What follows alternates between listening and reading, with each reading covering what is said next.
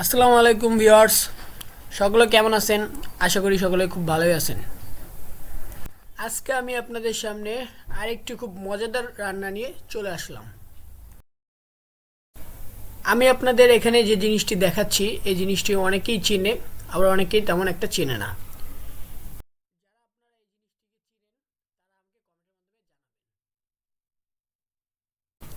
এটি মূলত কলা গাছের মাঝখান থেকে পাওয়া যায়, আর এটি সবজি আকারে খাওয়া হয়ে থাকে।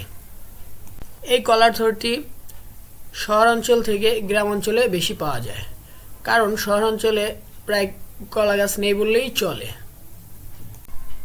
এটি বিভিন্নভাবে খাওয়া হয়ে থাকে। অনেকে এটি মুসুরের ডালের সঙ্গে খেয়ে থাকে, অনেকে আবার সবজির সাথে এটি রান্না করে খেয়ে থাকে। তো আজকে আমি এত কিছু না করে এই কলার থোরটিকে চিংড়ি মাছ দিয়ে ভাজি করে দেখাবো, যা খেতে খুবই মজা লাগে এবং একটি ভিন্ন রকম স্বাদ তৈরি হয়। তো আপনারা ভিডিওটি দেখতে থাকুন কিভাবে এই রেসিপিটি তৈরি করতেছি। প্রথমে আমি কলার থোরটিকে ছোট টুকরো করে কেটে নিয়ে তারপর এটি সুন্দর করে ছুলে নিতে হবে। কলার থোরটি আসলে ভিতরে যে মাঝখানে নরম অংশটুকু থাকে মূলত ওইটুকুই খাওয়া হয়ে থাকে। তো এই যে এখন আমি এই কলার থোরটি সুন্দর করে চারপাশ থেকে এইগুলো ছুলে নিচ্ছি।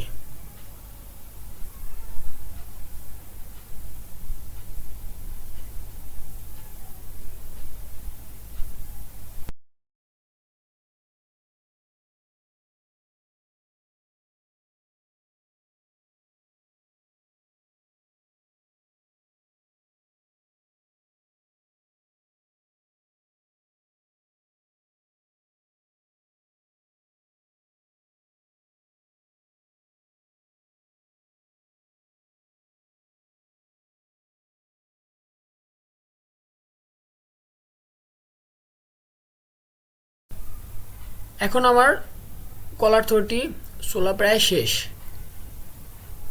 এখন আমি এটিকে ফালি করে নিব কাটার সুবিধার্থে।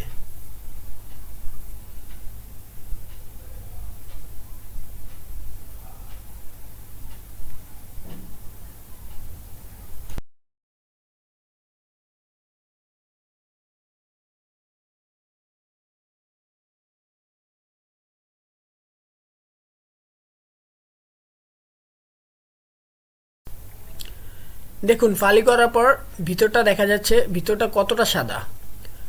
আর এখানে সামান্য একটু কষ ভাব আছে, যার কারণে আমি এটা কাটার পরে পানিতে চুবিয়ে রাখবো। এখন আমি এই কলার থোরগুলোকে পাতলা করে কেটে নিচ্ছি।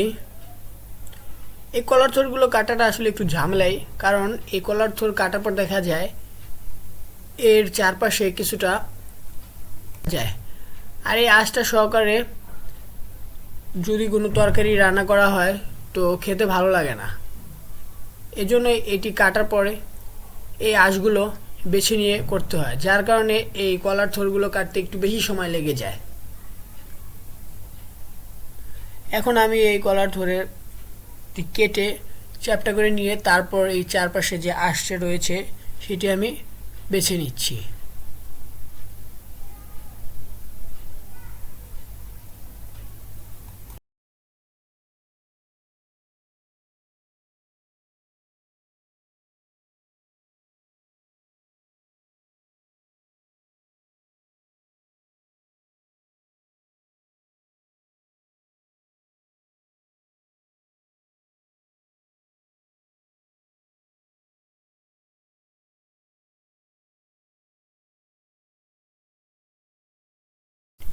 এভাবে প্রতিটি থোরকেই কেটে এর ভিতরে আঁশটা বের করে তারপর কুচি করে কেটে নিতে হবে। কুচি করে কেটে নেওয়ার পর এগুলা যতটা গরম পানিতে দেওয়া যাবে তত এর কষটা বের হয়ে আসবে, আর কলার থোরটা কালো কালার হবে না। আপনারা পারলে হলুদগুলো পানিতেও চুবিয়ে রাখতে পারেন। আমি আর এখানে হলুদের পানিটা না ব্যবহার করে এমনি হালকা কুসুম গরম পানির মধ্যেই এই থোরগুলোকে কুচিয়ে কেটে চুবিয়ে রাখছি। আর এভাবে আমার প্রত্যেকটা থোড়ই কেটে নিচ্ছি।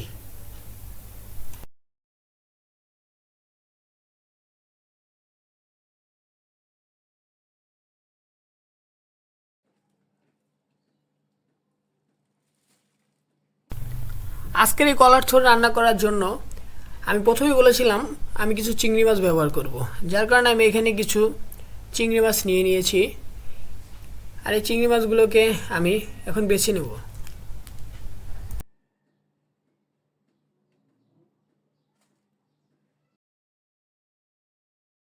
এখানে আমার যতটুকু প্রয়োজন চিংড়ি মাছ ততটুকুই নিয়ে আমি একটা একটা করে সুন্দর করে পরিষ্কার করে নিচ্ছি।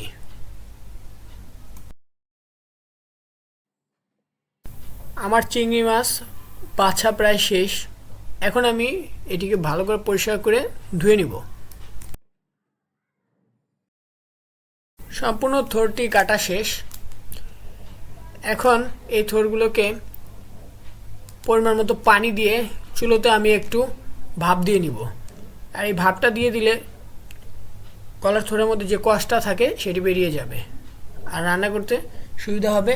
রান্না করার পরেও থোড়ের কালারটা সুন্দর একটা কালার তৈরি হবে, কালারটা নষ্ট হবে না।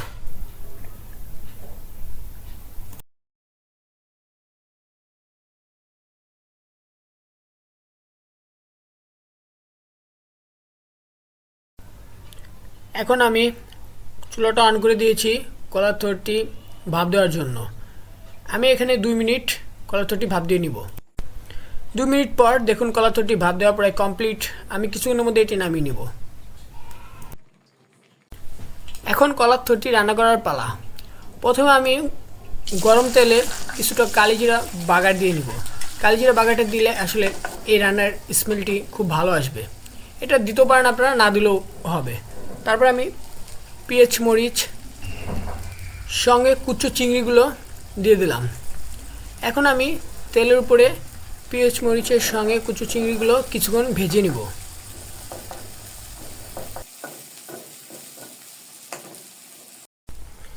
এখন পেঁয়াজ মরিচগুলো কিছুটা ভাজা হলে আমি এর মধ্যে ভাপ দেওয়া কলার থোড়গুলো দিয়ে দিব। কলার থোড়গুলো দেওয়ার পর ভালোভাবে চারদিকে সমানভাবে নেড়ে দিতে হবে।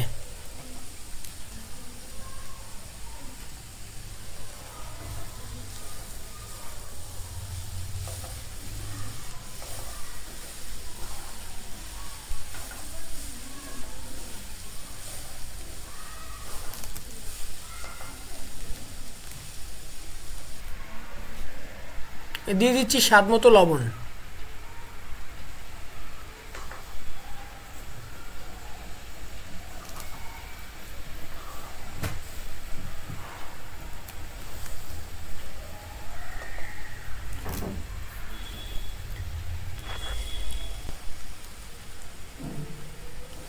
এরপর দিয়ে দিলাম হলুদের গুঁড়া।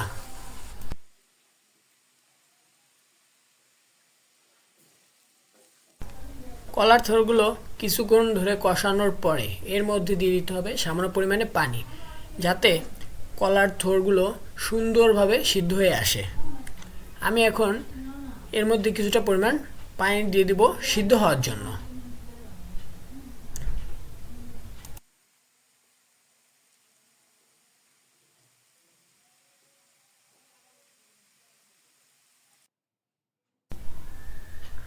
তৈরি হয়ে গেল আজকের আমার কলার থোড়ের রেসিপি চিংড়ি দিয়ে।